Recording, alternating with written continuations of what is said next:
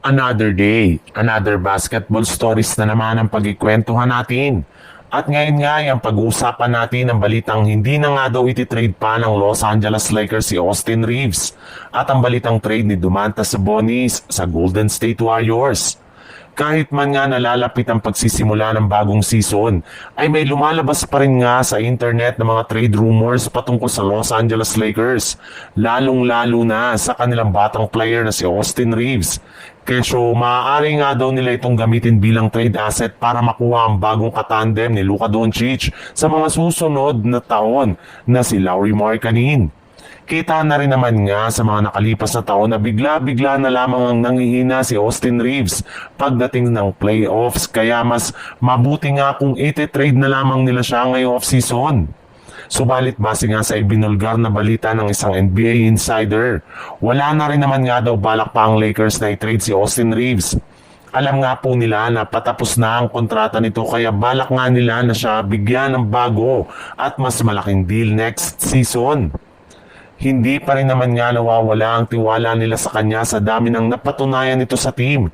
Kaya mananatili pa rin nga si Austin Reeves sa kanilang lineup at wala ngang mangyayaring trade sa kanya sa mga susunod na araw. Naniniwala pa rin nga ang Lakers na si Reeves pa rin nga ang pinakasaktong player na katandem ni Luka Doncic sa kanilang lineup. Sa ibang balita naman, isa nga sa mga team na kinakausap na ng Golden State Warriors sa mga nagdaang linggo ay ang Sacramento Kings na nag-offer na sa kanila ng trade package.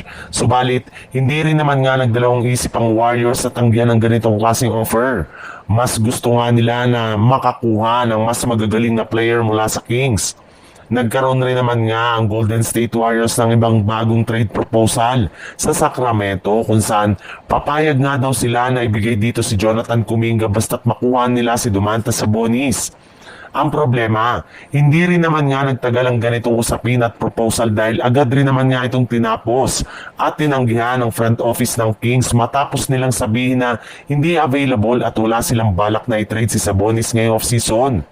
Pero base nga sa kalalabas pa lang na balita, maaari pa rin nga daw nila ito na magawa sa pamamagitan ng isang 3-team trade kasama ang mga kupunan ng Sacramento Kings at Atlanta Hawks.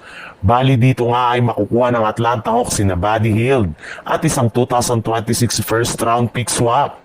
Sungkit naman dito ng Golden State Warriors sina Domantas Sabonis, Vit Krejci, Keon Ellis, isang 2026 second round pick at isang 2027 second round pick. Habang ang Kings ay makukuha sina Moses Moody, Jonathan Kuminga, isang 2027 first round pick at isang 2031 first round pick swap.